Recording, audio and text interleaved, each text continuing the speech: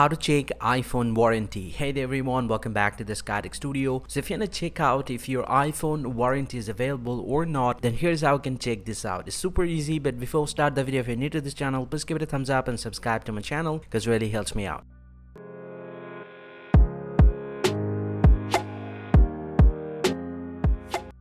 Well, so now to check out your iPhone warranty, you just need to open up the settings app from your iPhone, and from the settings homepage, you just need to scroll down a little bit and tap on general. Inside the general, you just need to scroll down a little bit and you'll get to see the option AppleCare and warranty. You just need to go ahead and tap on these, and this will get into your iPhone information. You just need to wait some time, and once you get this one, you'll get to see your device name. You just need to tap on these, and this is going to show you all the details. You'll get to see my warranty has been expired, and here it's showing the exact date where exactly expired the warranty. But if you have still available the warranty, you'll get to see the date of that one. And this is how you actually can check out the warranty of your iPhone. Hope you found this very helpful, guys. If you do, please drop a like and subscribe to the channel. See you guys around, and thank you very much for watching.